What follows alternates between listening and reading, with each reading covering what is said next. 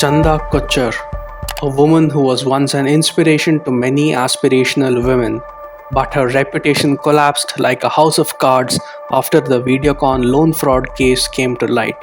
The case dates back to the year 2010 when Chanda Kochhar was the CEO of the ICICI Bank. Her husband Deepak Kochhar, along with Videocon group promoter Venugopal Dhoot, had set up a company named New Power Renewables Private Limited.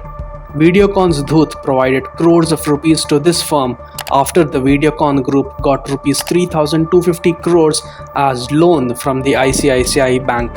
The CBI has alleged that 6 loans were disbursed by ICICI Bank to Videocon Group and its associated firms between 2009 and 2011 during Kochhar's tenure.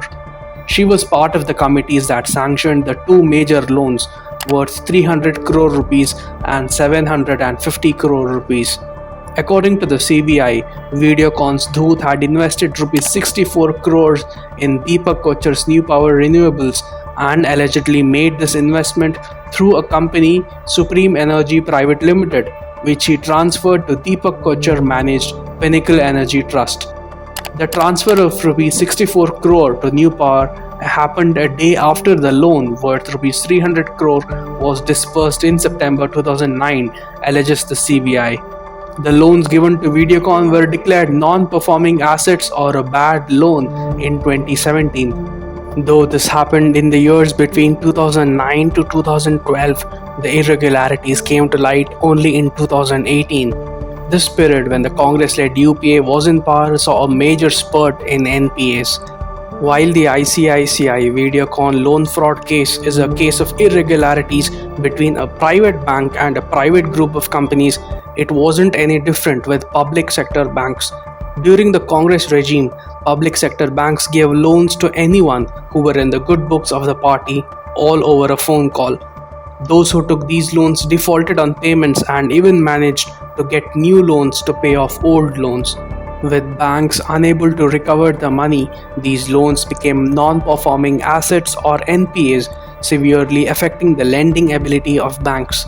As soon as the Modi government came to power, it used a 4R strategy: recognize, resolute, recapitalize, and reform to deal with NPAs. With banking reforms ushered in and the setting up of a bad bank, the problem of NPAs is being resolved. Around 2 lakh crore of stressed assets are expected to be resolved through the National Asset Reconstruction Company. And the law is finally catching up with those who indulged in the irregularities, which is what is happening in the case of Chanda Kochhar. In 2019, Chanda, her husband Deepak, and industrialist Venugopal Dhoot were named in an FIR by the CBI for cheating and defrauding ICICI Bank to the tune of rupees 1,730 crores. Following the CBI action, the Enforcement Directorate lodged a case of money laundering against Chanda Kochhar in connection with the loans disbursed by the bank to the Videocon group, which later turned into the NPAs. The ED attached the properties of Chanda Kochhar and her family in connection with the money laundering case in January 2020. And finally, she and her husband, along with Videocon's Venugopal Dhoot, were arrested by the CBI on 23rd December 2022. The Chanda Kochhar Videocon Loan Fraud case is a case in point that the heydays of those who took the laws for granted are long gone.